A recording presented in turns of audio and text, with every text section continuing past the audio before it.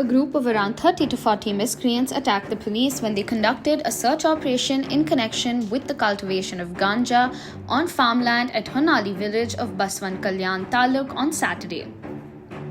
Circle Police Inspector Srimant Illal is seriously injured in the incident and he has been admitted to United Hospital in Kalaburgi after undergoing treatment at Baswa Kalyan Hospital. His condition is said to be critical. The arrested persons have revealed that Ganja is being cultivated on agricultural land near Honali village situated on the border of neighbouring Maharashtra state.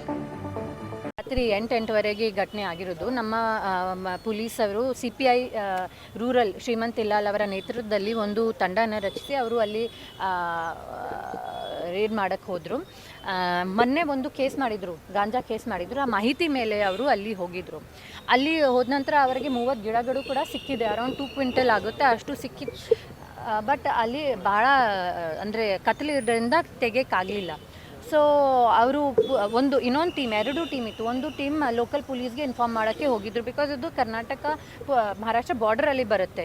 ಅಲ್ಲಿ ಹೋದ ನಂತರ ಗೊತ್ತಾಯಿತು that ಇದು Maharashtra border ಅಂತ. So local ಪೊಲೀಸ್ಗೆ inform ಮಾಡೋಕ್ಕೆ ಹೋಗಿದ್ರು.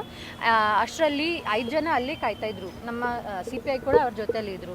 ಅಷ್ಟರಲ್ಲಿ 30 ಜನಕ್ಕಿಂತ ಜಾಸ್ತಿ ಜನ ಬಂದು ಬೆಳಗ್ಗೆಯಿಂದ ಅವ್ರಿಗೆ ಹೊಡೆದಿದ್ದಾರೆ.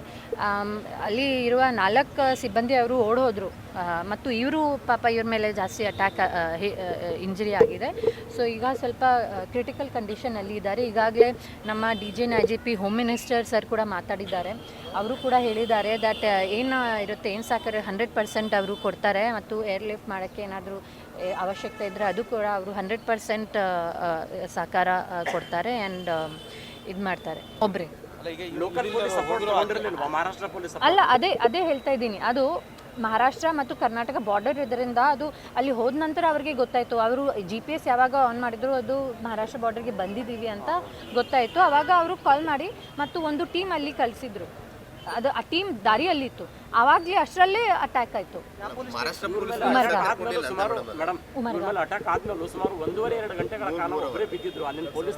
ಅಲ್ಲಲ್ಲ, ಆ್ಯಕ್ಚುಲಿ ಭಾಳ ಕತ್ತಲಿತ್ತು. ಅವರು ಎಲ್ಲ ನೋಡ್ಕೊಂಡು ಹೋದರು. ಮತ್ತೆ ಒಂದು ದೊಡ್ಡ ಟೀಮ್ ತೊಗೊಂಡು ಫುಲ್ ಸರ್ಚ್ ಮಾಡಿದರು. ಆವಾಗ ಅವರು ಸಿಕ್ಕಿದ್ರು.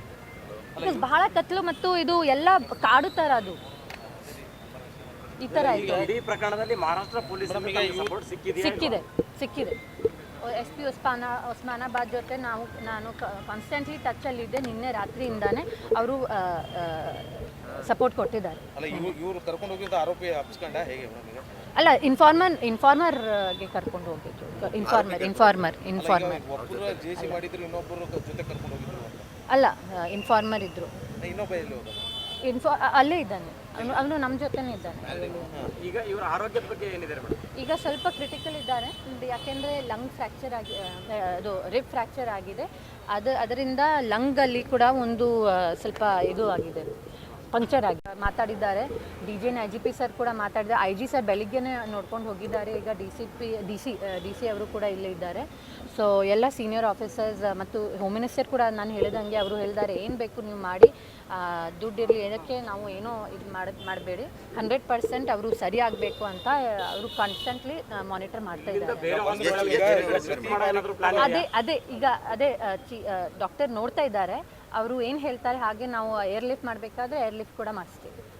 ಗಾಂಜಾ ಅಂತೂ ಕಂಟಿನ್ಯೂಸ್ ಆಗಿ ಸಪ್ಲೈ ಆಗ್ತಾ ಇದೆ, ಇದು ಬಂದ್ ಆಗ್ತಾ ಇಲ್ಲ. ಈ ಹಿಂದೆ ಕೂಡ ದೊಡ್ಡ ಪ್ರಮಾಣದಲ್ಲಿ ರೈಡ್ ಆಗಿತ್ತು, ಸೊ ನಿರಂತರವಾಗಿ ಸಪ್ಲೈ ಆಗ್ತಾ ಅಲ್ಲ, ಅದಕ್ಕೆ ನಾವು ಕ್ರಮ ತಗೊಳ್ತಾ ಇದ್ದೀವಿ. ಪಾಪ ಅದರಲ್ಲೇ ಈ ಥರ ಆಗಿದೆ. ಅವರು ಪತ್ತೆ ಮಾಡ್ಕೊಂಡೇ ಹೋಗಬೇಕಾಗ್ತದೆ, ಬಿಕಾಸ್ ಎಲ್ಲ ಇಲ್ಲಿ ಆಗಲ್ಲ, ಹೊರಗಡೆಯಿಂದ ಕೂಡ ಬರುತ್ತೆ. ಆ ಮಾಹಿತಿ ಮೇಲೇ ಅವರು ಹೋಗಿದ್ರು. ಅಲ್ಲಿ ನಾನು ಹೇಳಿದಂಗೆ ಗಿಡಗಳು 30 ಗಿಡಗಳು ಸಿಕ್ತು. ಅದು ದೊಡ್ಡ ಇದು ಅಂದರೆ 2 ಕ್ವಿಂಟಲ್ಗಿಂತ ಜಾಸ್ತಿ ಆಗುತ್ತೆ 30 ಗಿಡಗಳು ನಾವು ನೋಡಿದ್ದೆ. ಸೊ ಆ ಥರ ಆಯಿತು. ಸೊ ನಾವು ಎನಿವೇಸ್ ನೋಡ್ತಾ ಇದ್ದೀವಿ, ಬಿಕಾಸ್ ಅವರ ಆರೋಗ್ಯ ನಮ್ಮ ಫಸ್ಟ್ ಪ್ರಯಾರಿಟಿ. ಮತ್ತು ಅಲ್ಲಿ ಕೂಡ ಒಂದು ಕೇಸ್ ಮಾಡ್ತಾ ಇದ್ದೀವಿ. ಅದಾದ ನಂತರ ಲೋಕಲ್ ಪೊಲೀಸ್ ಜೊತೆ ಕೂಡ ನಾವು ಟಚಲ್ಲಿ ಇದ್ದೀವಿ. ಅವರು ಕೂಡ ಕ್ರಮ ತಗೊಳ್ತಾರೆ.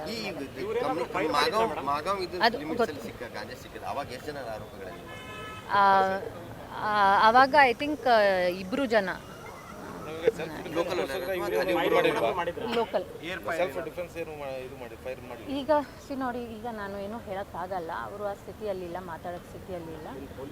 ಅಲ್ಲ, ಆಮೇಲೆ ಇದು ಈಗ ಈ ಥರ ಅಲ್ಲ, ಈಗ ಆ ವಿಷಯ ಬಗ್ಗೆ ನಾನು ಇದು ಏನು ಹೇಳೋಕ್ಕಾಗಲ್ಲ. ಅವರು ಒಂದು ಸ್ಥಿತಿಯಲ್ಲಿ ಬರಲಿ, ಅದಾದ ನಂತರ ಈ ವಿಷಯ ಬಗ್ಗೆ ನಾನು